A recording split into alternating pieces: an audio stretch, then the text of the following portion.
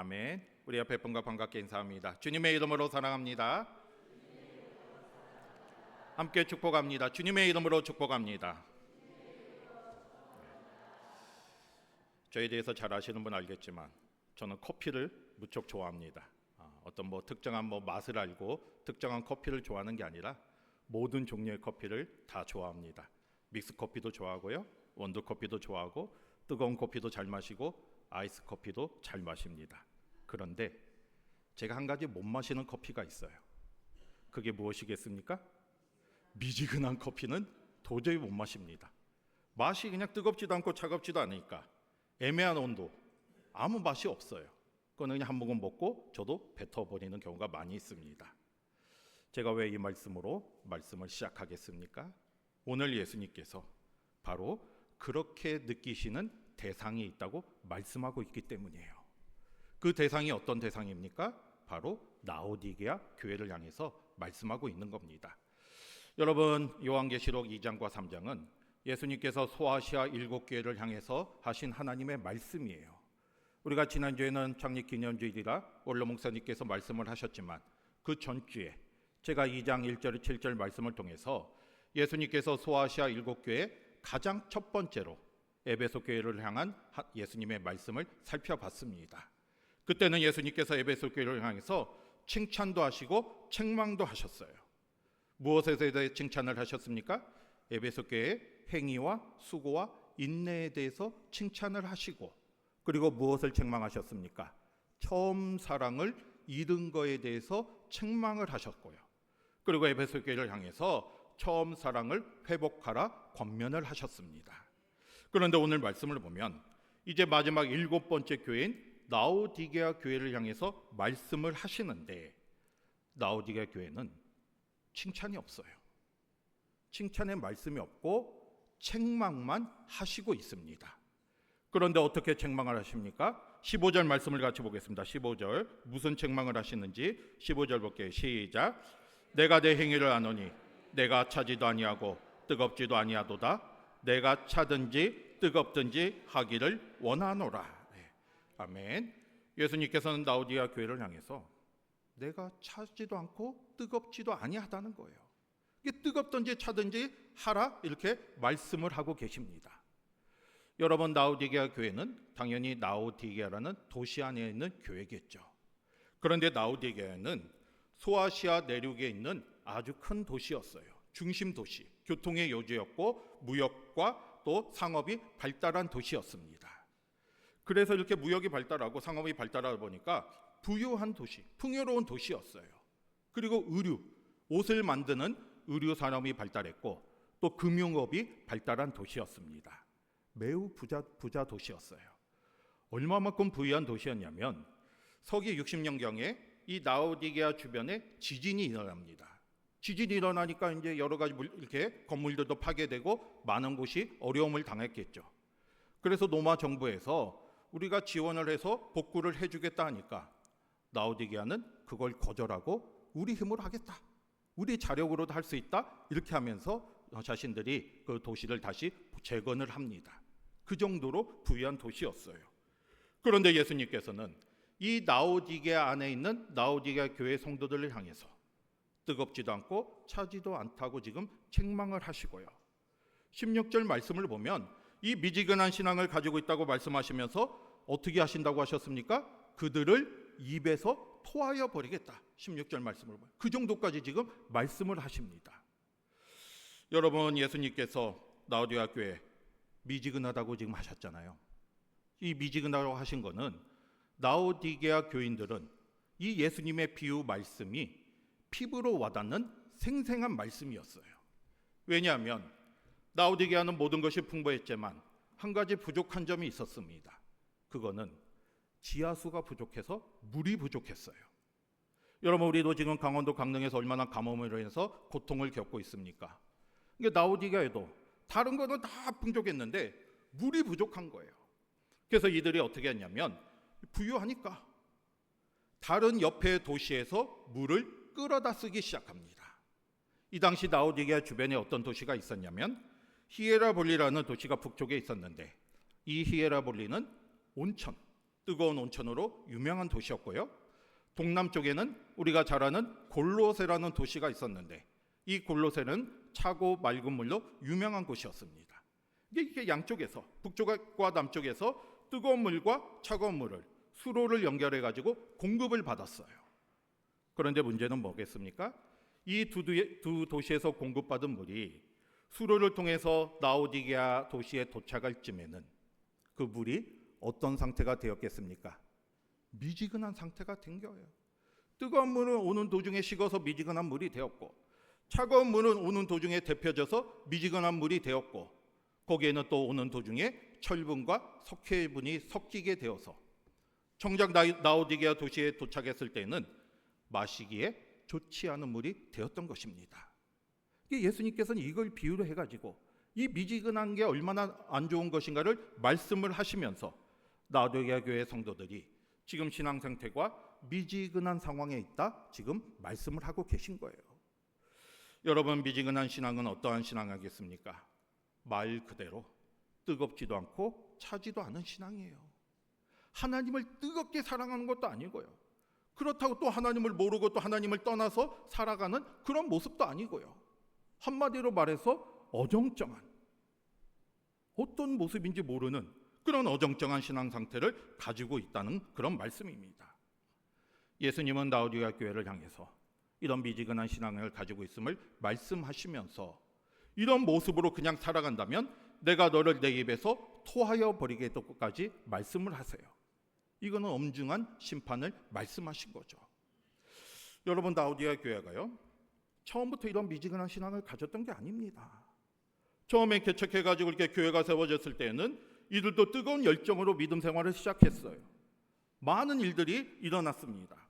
그런데 시간과 세월이 흐르면서 이들은 점점 풍요로운 삶 속에서 영적 나태함과 안일함에 빠지기 시작한 거고요. 그러다 보니까 결국 이렇게 예수님께 미지근한 신앙을 가졌다 책망을 듣게 되었습니다. 한마디로 처음에 열정을 잃은 거죠. 에베소 교회 같이 처음 사랑을 잃어버린 거죠. 그러면 왜 라오디게아 교회가요 이렇게 영적으로 미지근한 상태가 되었겠습니까? 우리는 그거를 17절 말씀을 통해서 알 수가 있어요. 17절 한번 같이 보겠습니다. 17절 볼게요. 시작. 구하여 부족한 것이 없다 하나 내 공고한 것과 가련한 것과 가난한 것과 눈먼 것과 벌거벗은 것을 알지 못하는도다. 아멘. 여러분, 예수님께서는 라오디게아 교인들을 향해서 뭐라고 말씀하십니까? 지금 신앙 상태가 어떠하다고 말씀하고 계셔요.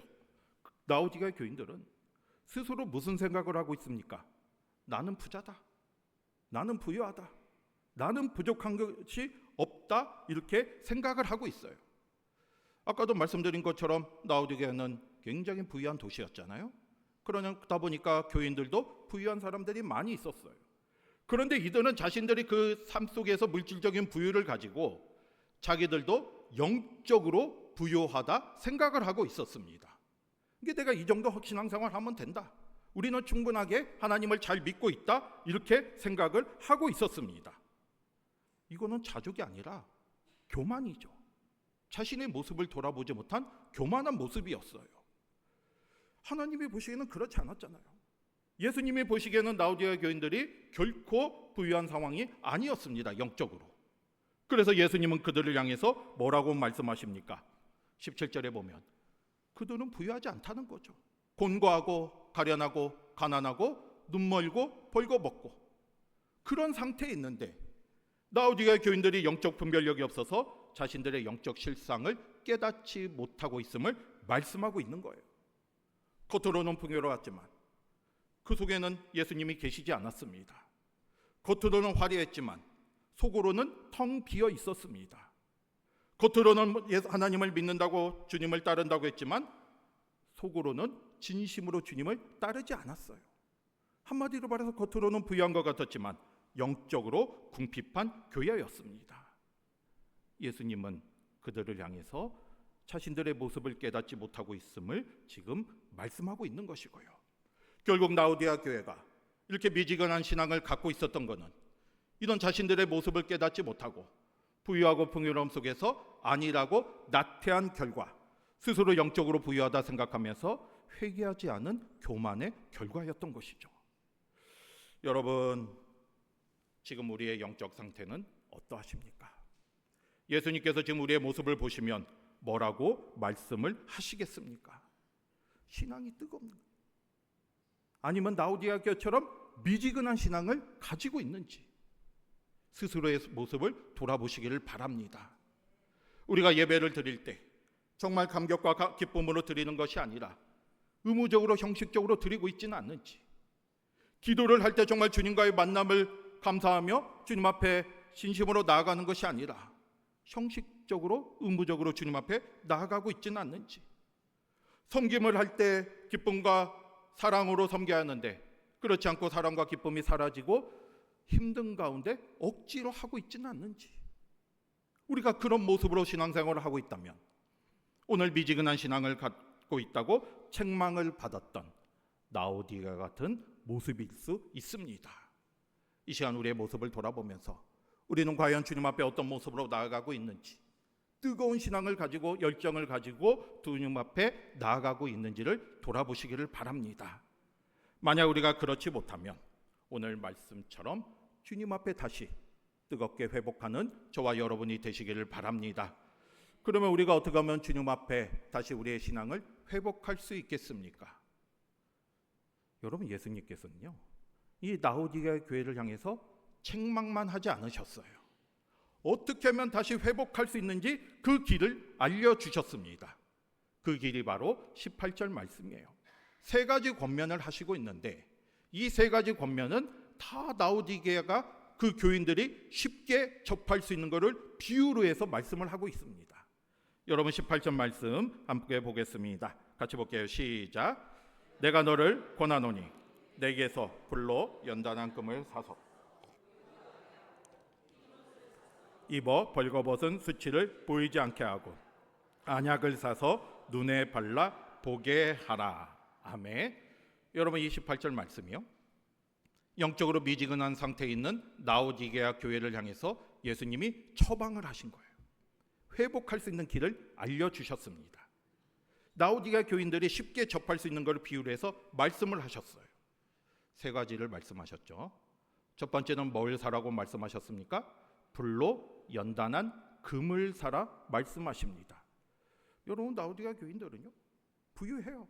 금이 많아요. 그런데 예수님께서는 그런 물질적인 금이 아니라 불로 연단한 금을 사라고 말씀하시는데, 그런 물질적인 풍요가 아니라 여기서 말하는 금은 믿음을 의미하는 거예요. 불로 연단한 금은 모든 불순물이 제거된 순수한 금을 의미하는 겁니다.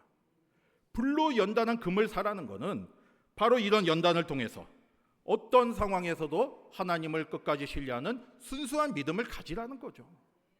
그 믿음을 가지고 영적으로 부유하라고 지금 말씀을 하고 계시는 거예요. 세상적인 금만을 바라보면서 세상적으로 풍족한 그런 삶이 아니라 믿음으로, 순수한 믿음을 가져서 영적으로 부유한 삶이 될 것을 권면하고 있습니다. 그리고 두 번째로 뭘 사라고 했습니까? 흰 옷을 사서 입으라고 하고 계세요. 여러분, 아까 서두에도 말씀드렸잖아요. 라오디게아 도시는 어떤 산업이 발달했다고 했습니까? 의류 산업이 발달했어요. 그러다 보니까 많은 라오디게아 사람들은 화려하고 또 고급스러운 옷을 입고 다녔습니다.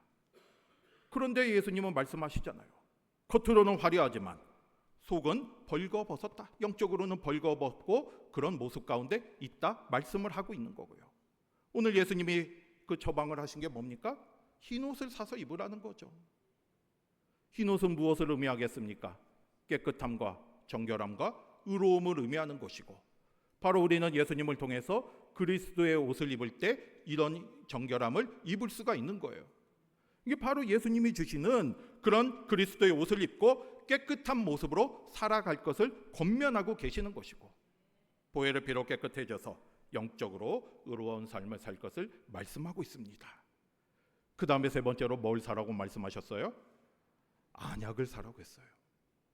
왜 뜬금없이 여기서 안약이 나올까 생각을 하시는데, 여러분, 라오디게아에는요 당시에 아주 유명한 의과대학, 그러니까 의학교가 있었어요. 우리로 말하면 의과대학이라는 거죠. 병원도 있고요. 그런데 거기서 이제 나오는 특효약이 바로 안약이었습니다. 여러분 당시 유대 지방, 고대 지방은요, 이 눈 질환이 많이 있었어요. 바울도 그러니까 눈으로 어려움을 더 겪었잖아요. 그런데 이 라오디게에 있는 이 곳에서 이 안약, 아주 특효약이 유명했습니다. 예수님은 그걸 지금 비유로 말씀을 하시는 거예요.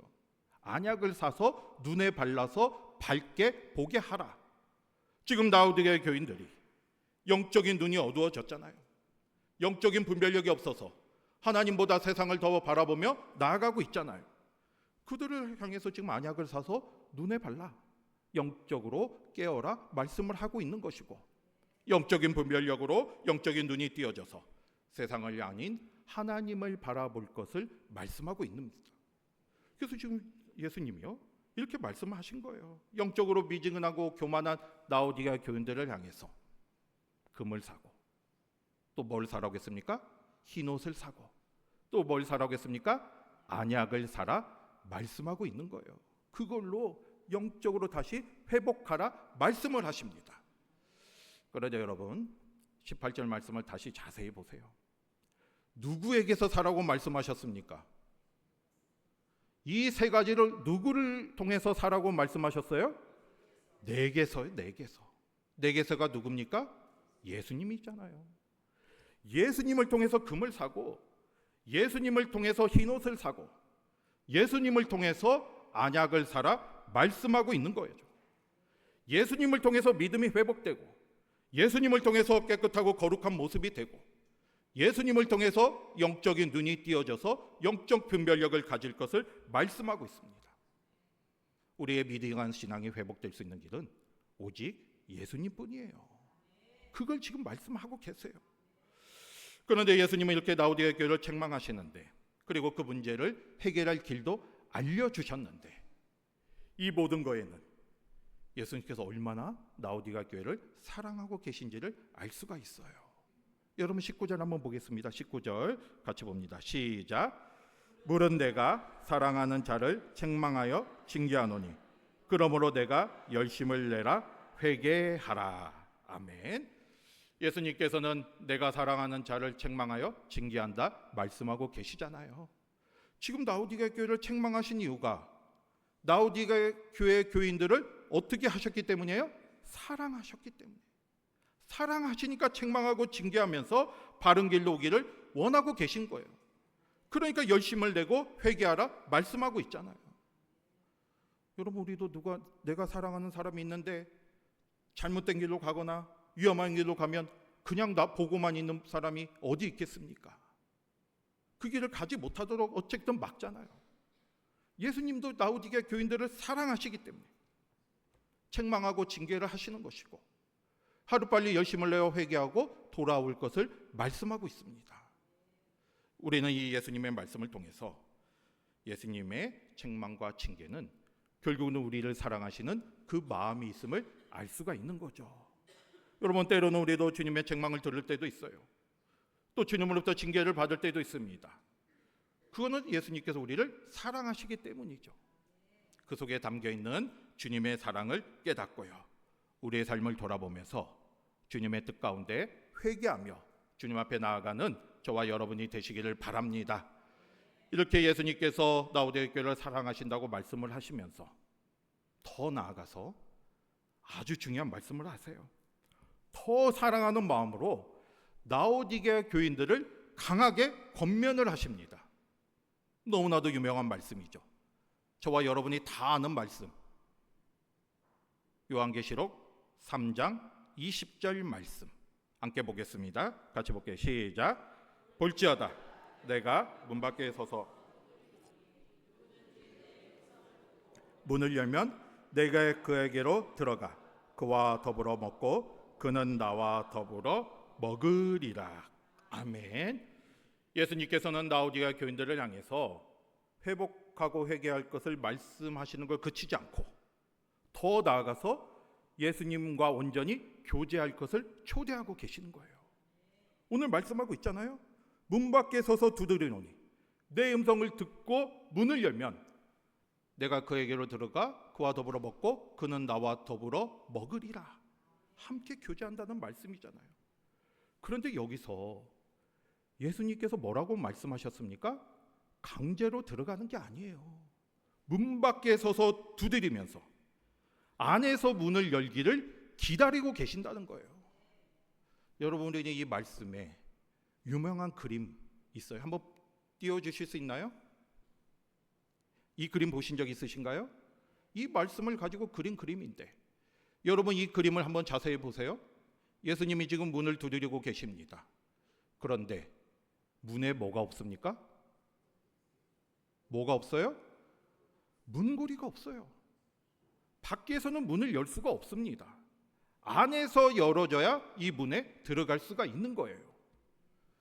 여러분, 예수님께서는 문을 두드리고 계십니다. 이 문은 우리의 마음의 문이에요. 우리가 마음의 문을 열고 주님을 내 안에 모실 때 주님이 내 안에 들어와서 우리와 함께 교제하며 함께 우리는 주님과 동행하는 삶을 살 수가 있습니다. 그런데 라오디게아 교회 교인들은 그렇지 못했어요. 주님을 믿는다고 하였지만 정작 주님을 자신의 마음에 모시지 못했습니다. 인생의 주인으로 모시지 않았기 때문에 자신의 뜻과 자신의 마음대로 자기가 자기 삶의 주인이 돼서 살아갔습니다. 그렇기 때문에 영적으로 미지근한 신앙을 할 수밖에 없었던 것이고요. 교만한 마음 가운데 아니라고 나태한 신앙생활을 했습니다. 그래서 예수님이 말씀하시는 거예요. 내가 지금 애타게 문을 두드리고 있다. 그 문을 열고 나를 맞이해서 함께 교제하자. 동행하는 삶을 살자 말씀하고 계십니다. 여러분, 이 시간 우리의 신앙도 돌아보시기를 바랍니다. 과연 우리는 예수님을 우리의 마음속에 모시고 계십니까? 지금도 우리 마음속에서 계속 우리를 두드리고 우리 마음 안에 밖에서 우리를 두드리고 계신데 우리는 지금 어떤 모습으로 나아가고 있습니까? 예수님을 내 안에 모셨는데 아니면 아직도 문 밖에 세워놓고 그 음성을 들리지만 내가 문을 열지 않고 있지는 않는지 돌아보시기를 바랍니다. 스스로 생각하셔야 돼요. 내가 지금 예배를 드리고 있는데 마음은 주님으로부터 멀어져 있고는 않는지, 기도는 하고 있지만 형식적으로 하고 있지는 않는지, 섬김은 하지만 기쁨이 사라지고 있지는 않는지 돌아보시길 바라요. 내가 처음 믿었던 그 구원의 기쁨과 확신이 사라져버리고 지금 내가 세상에 소망을 두고 살아가고 있지는 않는지 돌아보시길 바랍니다. 여러분, 제가 여러 번 말씀을 드리잖아요. 신앙은 얼마나 오래 믿었냐가 중요한 게 아니에요. 지금 나의 모습이 어떤가가 중요합니다. 오히려 오랫동안 믿어가지고 그 익숙감 속에서 신앙이 식고 형식만 남았다면 오늘 라오디게아 교회처럼 우리는 미지근한 신앙의 모습이 되는 거예요. 타올라야죠. 뜨거운 신앙이 돼야 합니다. 그러기 위해서 오늘 예수님의 말씀처럼 주님 앞에 믿음으로 나아가고 주님이 주시는 흰 옷을 사서 입고 또 안약을, 영적인 눈이 띄어지는 은혜가 있고 더 나아가서 주님께서 우리의 마음의 문을 두드릴 때 그 음성을 듣고 주님을 내 마음에 모셔야 돼요. 그럴 때 우리는 뜨거운 신앙으로 회복할 수 있습니다. 이렇게 우리가 나아갈 때 어떤 은혜가 있다고 말씀하고 있습니까? 21절 같이 보겠습니다. 21절 같이 보겠습니다. 시작. 이기는 그에게는 내가 내 보좌에 함께 앉게 하여 주기를 내가 이기고 아버지 보좌에 함께 앉은 것과 같이 되리라. 아멘. 이기는 자에게는 예수님이 하나님 나라에서 주님의 보좌에 함께 앉는 영광을 주신다 약속하고 있어요. 이게 얼마나 놀라운 은혜입니까? 얼마나 감사한 일입니까? 우리가 주님과 함께 나아간다면, 주님과 교제한다면, 주님이 우리의 문을 두드릴 때 내가 문을 열고 주님을 내 마음속에 모신다면 우리는 주님과 함께 주님의 보좌에 앉는 거예요. 하나님 나라의 영광을 얻고 하나님 나라를 상속받게 되는 겁니다. 그걸 약속해 주셨잖아요. 이기는 자가 되시기 바랍니다. 이기는 그에게는 이런 약속이 있다고 했어요. 우리가 신앙생활을 하다 보면 여러 가지 어려움이 있고 고난이 생길 수도 있고요. 시험이 있을 수도 있습니다. 예기치 않는 일들이 있을 수 있어요. 그런데 오늘 말씀하고 있잖아요. 이기는 자에게는 우리를 넘어뜨리려고 우리를 예수님과 멀어지게 하려는 여러 시험과 유혹, 대적들의 공격, 이 모든 것을 이기는 자에게는, 믿음으로 승리하는 자에게는 하나님의 나라가 약속되어 있습니다. 주님의 보좌와 함께 앉는 영광을 얻을 수가 있습니다. 그 사실을 믿고 믿음으로 나아가시길 바랍니다. 마지막 22절을 보면 뭐라고 말씀하셨습니까? 귀 있는 자는 성령이 교회들에게 하시는 말씀을 들을지어다. 주님의 음성을 들으라는 거죠. 지금도 예수님은 우리를 사랑으로 부르고 계시잖아요. 우리의 마음속에 문을 두드리고 계십니다. 이럴 때 우리가 주님의 음성을 듣고 우리의 모습을 깨닫고 주님 앞에 나아간다면 주님과 동행하는 삶이 될 수가 있습니다. 주님을 문 밖에 세워두면 안 돼요. 주님을 내 안에 모시고 이기는 자가 되어서 영광스러운 주님의 보좌에 함께 앉는 저와 여러분이 되시기를 바랍니다. 여러분, 우리가 병원에 가면, 내가 아프면 병원 가죠. 병원 가면 이제 의사의 진단을 받고 뭘 받습니까? 처방전을 받아요. 처방전을 받으면 어떻게 해야겠습니까? 그 처방전대로 따라야죠. 거기 보면 어떻게 약을 먹으라 쭉 써 있잖아요. 그러면 그대로 약을 먹어야 내 병이 나을 수가 있습니다. 처방전을 받았는데 내가 무시하고 그냥 내 마음대로 살아간다면 내 병이 나을 수가 없습니다. 지금 예수님께서 우리의 모습을 진단을 하시고 처방전을 주셨어요. 우리의 모습이 뜨겁지도 차지도 않은 미지근한 신앙의 모습에 있다 말씀하시면서 처방전을 주셨습니다. 어떤 처방전을 주셨습니까? 예수님을 통해서 뭘 사라고 했어요? 불로 연단한 금을 사고 흰옷을 사고 안약을 사라고 했습니다. 그리고 예수님이 문을 두드리면 마음에 모시라고 말씀해 주셨어요. 그러면 우리가 이 처방전대로 예수님의 말씀대로 살아가야죠. 예수님을 통해서 금을 사고 흰옷을 사고 안약을 사야죠. 예수님을 통해서 믿음이 회복되고 깨끗하고 거룩한 모습이 되고 영적인 눈이 띄어지고 예수님을 내 안에 모시고 주님과 동행하는 삶을 살아가야죠. 그렇지 않으면 우리는 그냥 영적으로 미지근한 신앙의 모습으로 병든 상태로 살아갈 수밖에 없습니다. 그 말씀대로 해야 회복이 되는 거예요. 회복이 돼야 우리가 주님의 보좌에 앉을 수가 있습니다. 여러분, 다시 한번 우리의 모습을 돌아보시기를 바랍니다. 늦기 전에 시작하시기 바랍니다. 지금은 내가 정신없고 바쁘니까 나중에 하지. 지금은 내가 해야 할 일이 있으니까 다음에 하지. 우리는 어떤 일이 나올지 아무도 몰라요. 늦기 전에 주님의 음성을 들으시기를 바랍니다. 다시 뜨거워져야 돼요. 우리의 신앙이 뜨거워져야 돼요. 오늘 말씀처럼 주님 앞에 온전히 나아가시길 바랍니다. 그게 우리가 온전히 살 길이에요. 다른 길은 없습니다. 오늘 말씀을 통해서 주님과 온전히 동행하는 삶을 통해서 주님과 뜨거운 교제를 통해서 우리의 신앙이 미지근한 신앙이 아니라 뜨거운 신앙으로 회복되는 저와 여러분이 되시기를 주님의 이름으로 축복합니다. 아멘.